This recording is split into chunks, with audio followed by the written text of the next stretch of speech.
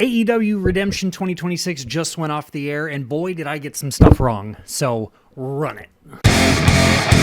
The buy-in started with a lot of talking, a handful of packages, and then a nice little thing in-ring for the Rigaud family. And it lasted a few minutes. Most of it was in French, so I'm not sure exactly what happened there.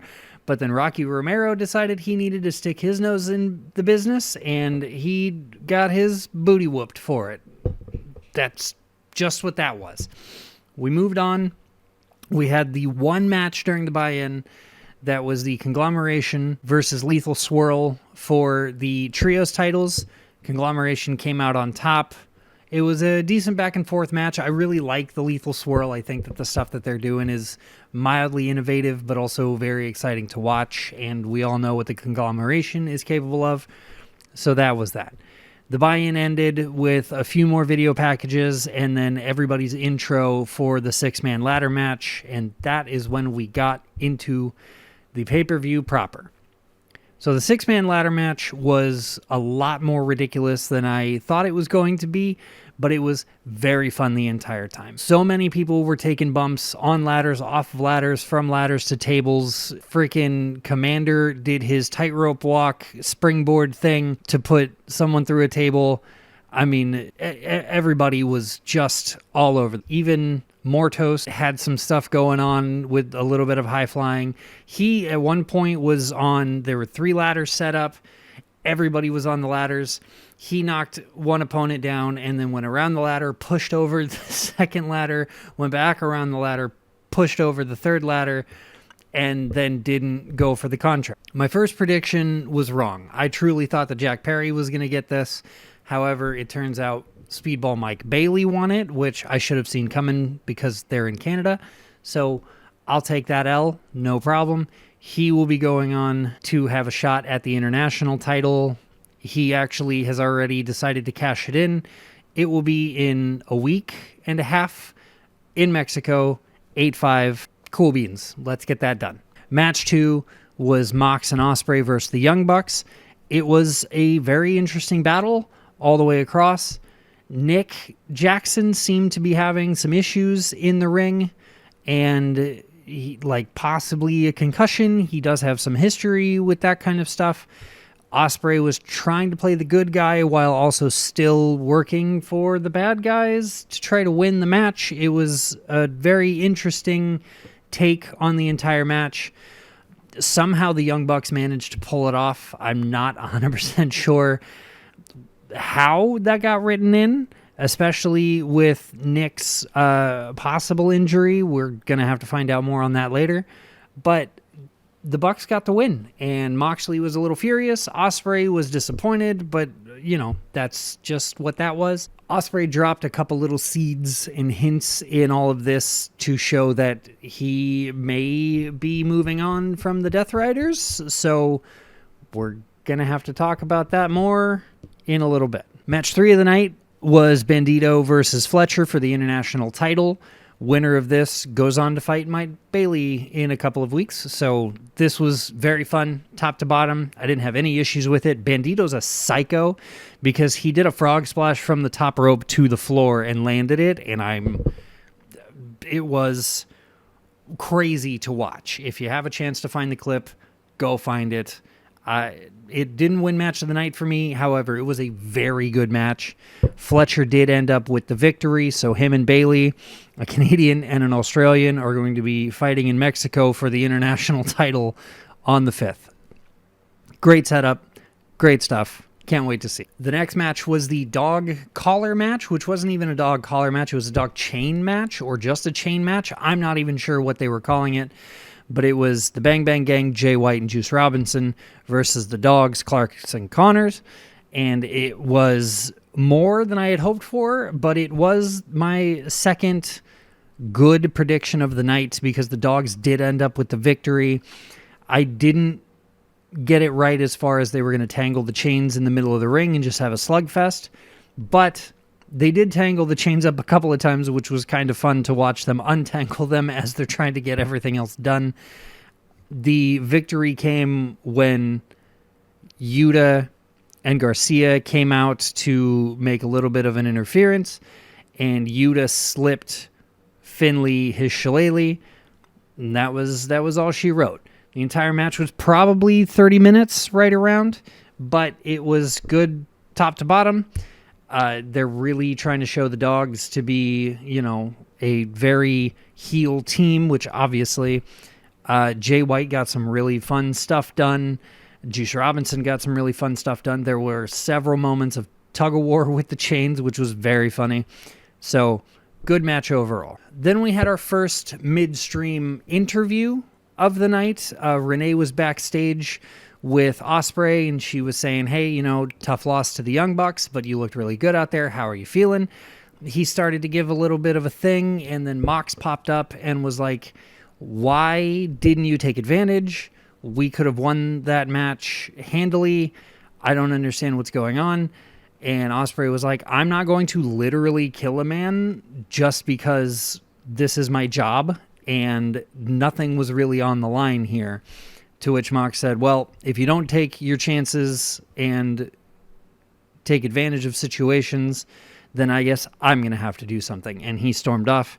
Renee kicked it back out to the guys on the commentary desk, and we moved into our next match. Shida versus Maya World for the TBS title was a match that went a way I didn't expect. First and foremost, it was long. It felt like it took forever. It was probably only about 20 minutes, but Maya World was kicking out of everything, and her offense was on par with Shida's, which was interesting, but that's not the part that really got to me. The part that got to me was the finish, because Shida hit 3 or 4 different finishing moves. Maya World kicked out of every single one of them and then turned the tables, and Maya World is your new TBS champion. I wasn't expecting that.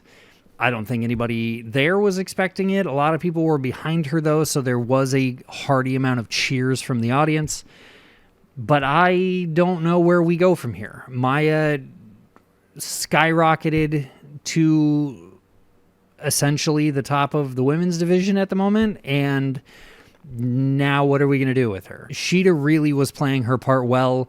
She was mad every time she got a 2. She was doing some underhanded tactics. Like, everything was showing that Shida was going to win this. And then at the last second, it was like, Maya World, congratulations.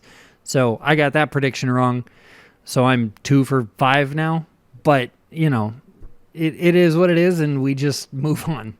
Then the Demand popped up backstage. They cut a little promo challenging the Conglomeration to their trios titles. That'll probably be happening in the next couple of weeks, and that will be a really fun match because the two teams are pretty different comparatively. So I hope the Demand wins just because I'm a fan of Ricochet, but I don't know how this is going to turn out. Then we came to the men's tag match for the night for the titles. So we had CNC versus DR, and Claudio Castagnoli and Pac work so well together, but so do Cage and Cope. So it really was a toss-up for me. I couldn't decide who I thought was going to win in the end, but I did post my predictions and say that I thought CNC were going to win, and they did. And they did it with a few minor issues, but they managed to pull it out at the end. And then the Young Bucks came out and they were like, hey, congratulations, we want next. And they went to shake everybody's hand. And Cope shook hands instantly with no hesitation. And Cage was just like, nah, I'm the champ. And he just left holding up his title. And that was that. It was very funny and very on brand for him at the moment. But now I'm curious to see when the Bucks versus CNC is going to happen. And then we came to the Bloodsport match of the night, which was Jericho versus Champa in a no-holds-barred match.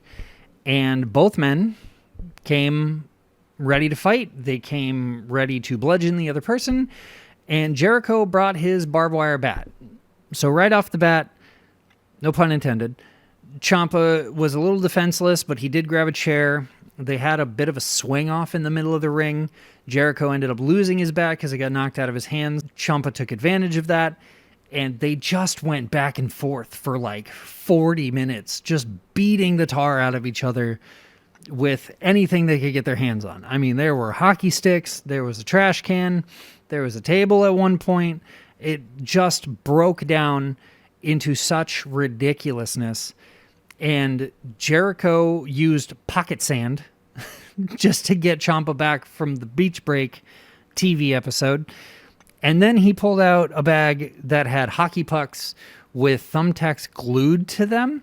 That was interesting. Champa got suplexed into that. Champa pulled a suplex off the apron into a table, and the table bent in a weird way and hit him in the back of the calf. And that looked like it really hurt, but he didn't get cut open from that. Both men did get cut open heartily several times throughout the entire thing, though. So there was just crimson masks, and Jericho had 2 thumbtacks in his forehead at one point. Champa was bleeding from somewhere, and it was just cascading down the side of his face. It was match of the night for me, honestly, because both men came into this really just wanting to knock the shit out of each other, and they absolutely did that, and there's no coming back from what they did. So Jericho ended up with the victory, which, again, I'm stupid because it surprised me, but they're in Canada. So he won the match because Champa had introduced the drill from a couple weeks ago at Beach Break, and he brought it in, and he was going to hit Jericho, and Jericho blocked it and knocked it out of his hand. Then they had a little bit of a tussle, and then Jericho got the drill and drilled into Ciampa's forehead in like a line, it kind of seemed like, just from the way that he was squirming around. And as soon as Jericho got the victory, when Ciampa basically said, "I quit," while the drill was hitting him in the skull, Ciampa rolled away, grabbed one of the black bags that had several items in it to cause damage to the opponent, and he held that to his face to stop the bleeding. Special mention of the night, during this match, Ciampa had grabbed a little stuffed toy from the Canadians hockey team, like their little mascot.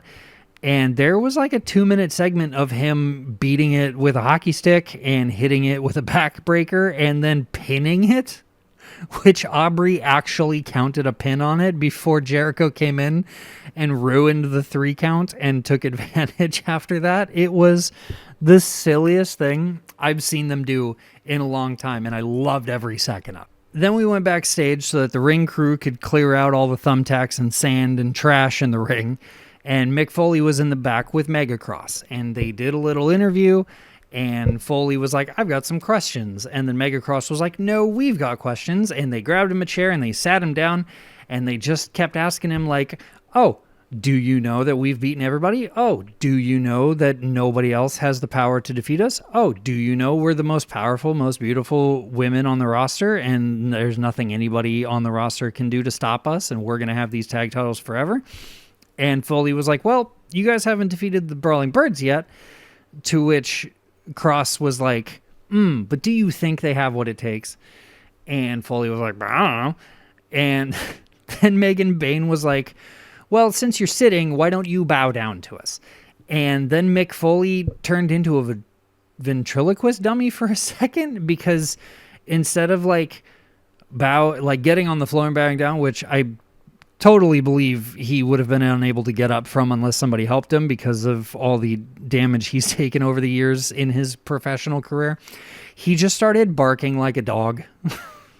But like several different types of dog. Like he went from Rottweiler to Chihuahua to Husky. It was just such a weird thing, and he really strung it out, I think, so that the ring crew could absolutely make sure that they had all the thumbtacks off the mat.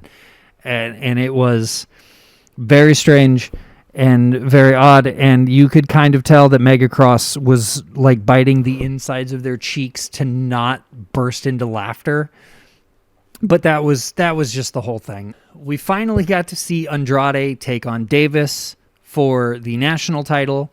It was a slobber knocker. Both men, big strong boys, slapping man meat. And at one point, Andrade took more pictures with women in the audience. I mean, he had 4 that came down the entry ramp with him, and then there was one more in the audience that he took the photo with during the match. And I have to give a shout out to the child that was behind them while they were taking the photo, because he was just trying to get into frame and like throw a peace sign. It was very funny. So you go, kid. But then a few minutes later, Andrade tried to take his pants off like he's been doing, which still doesn't make sense to me. Everything about his character is very funny because none of it makes sense. But he got stuck because he didn't have tearaway pants. He just had regular pants on, and that was weird. But he got the victory in the end, and so now Andrade successfully took a title away from the Don Callis family. He is the new national champion. I have no idea who possibly could start coming after him for that title, but I'm not a writer yet. So let's see what happens with all of that. Second to last match of the night, Tekla versus Willow. I am disappointed, because I truly thought Tekla had this one in the bag. Not only does she tend to outsmart her opponents, she also had the Sisters of Sin on her side. They could have snuck out and done some interrupting things. And Sky Blue did try at one point, but it didn't end up working. Willow is the new women's champion. Mercedes Moné was sitting up in one of the boxes of the arena. And after the match, the conglomeration came down, and Orange Cassidy brought Willow's backpack with him, and they had a big hug and a center of the ring high five. They put the women's title into the backpack. They had this whole thing. Willow was like pointing at Moné. Moné was pointing down at Willow. It's just a strange setup for me personally. I think Tekla probably should have held the title for just a little longer, at least until All In. She could have definitely lost it during All In, and I would have been totally fine with that. But now Willow is the first female Grand Slam champion on the brand. No bones about that. It's pretty cool that that is a thing for her. But now I'm wanting to know what more they're going to do with the Triangle of Madness, even though they've got the Stardom trio titles. I still can't remember the name of those titles, but they're all stars and they're all different colors, and each one of the Triangle of Madness have them. So that's just the thing. And now we're going to see Willow and Moné at the next pay-per-view going for the women's title. That should be good, because those two women have hated each other for years, and their track record, I think, has tied up at this point. I'll have to check that. Don't quote me, but we'll move on. The main event of the night was something that I knew Omega was going to win. Did I think he would win in 5 minutes? No. Did I think it would take him 45 minutes? Also no. So let's just get into that. Kevin Knight jumped Omega before the bell rang, stripped the title off his waist, held both of them up, threw them both to the side, undid his wrist wrap, and choked Omega for about a minute before Bryce Remsburg was able to tear them apart. The bell finally rang, and as soon as the bell rang, Omega turned into Festus. There's a deep cut for you. And started to fight back like a hellion. They had insane agility throughout the whole thing. There were several moves that happened off the top rope, from the ring to the outside jumps. Kevin Knight was leaping around like a frickin' lemur. It was wild, to say the least. I did not expect Kevin to go for 45 minutes. I assume that he had good cardio. We all know that his moveset is mildly deep, all things considered. But the fact that he was able to get a 2 count on several occasions throughout this entire bout blew my mind to a certain extent. Kenny did end up with the win. He is still the champion. I have no bones about that. Everything is looking good. Then the Death Riders attacked at the very end before the pay-per-view went off. And it took a minute for all of it to start kind of making sense to me. But obviously the Death Riders have aligned on some level with Will Osprey. Everybody came out except for Will and started to beat down on Omega. The Young Bucks came out to try and help. They were instantly squashed and thrown into the Timekeepers area. And then Claudio Castagnoli wrapped a chair around Omega's neck and was about to pounce when Will finally made an appearance and slid in and stopped it. Yuta was like, hey, it's fine. No, it's fine. Like, don't worry about it. It's fine. And like gave him a hug and kind of pulled him off to the side. Claudio prepped and was literally about to pounce and step on the chair to damage Omega for the pay-per-view next month when they go to London for All In, so that Will had the best opportunity he could have in order to win the title. Will stopped it, got everybody out of the ring, grabbed the chair off of Omega, swinging it like a wild person. And then Mox crawled into the ring and was like, listen, everything's fine. You need to take advantage of the current situation. You don't want to hit him with a chair? No problem. And he pulled the bag out of his pocket, handed it to Will, who was shaking like a leaf at this point from anger and probably some fear and just general shock. And Omega very slowly walked over, and Osprey very slowly walked over with the bag, and he looked like he was about to put it on Omega's head, and then he ripped it in half through the pieces and punched Jon Moxley in the face. Moxley stopped everybody from going in and attacking him, and they started to fuck off into the crowd when Omega finally came back to reality and was like looking at Will, who had grabbed the title and was like holding it and being like, here, like, this is yours. We've got a match next month. I want you to be in tip-top shape. This is going to be a great match type of deal. And then Omega saw the bag and like picked it up and was like, what? Like, okay, well, hey. And he threw it and he's like, good job. Like, thanks for not using that on me. I really appreciate it. And then as the two of them were celebrating in the ring, Osprey had hopped up on the middle turnbuckle to like pose for the crowd. And Omega swooped in from underneath, picked him up on his shoulders, hit him with a one-wing angel, and just left him laying there in the middle of the ring. He picked up his title. The Young Bucks came back to reality, slid in the ring, and they were just like, what the hell was all of that? And then Omega and the Bucks did a quick pose in the middle of the ring with Will Ospreay just laid out right behind him. They went up the entry ramp. Omega posed with the title. End of pay-per-view. I have no idea how this new issue with the Death Riders is going to affect the title match at All In. I still think that Will is going to win it, but I think there may be some secret involvement from the Death Riders that will piss off Osprey and cause Omega to lose the match. But who am I? Not a writer yet. So that was the 2026 AEW Redemption pay-per-view. It was great from top to bottom, and I can't wait to see what comes up on Wednesday. So until then, take care of yourselves, drink lots of water, be kind, peace.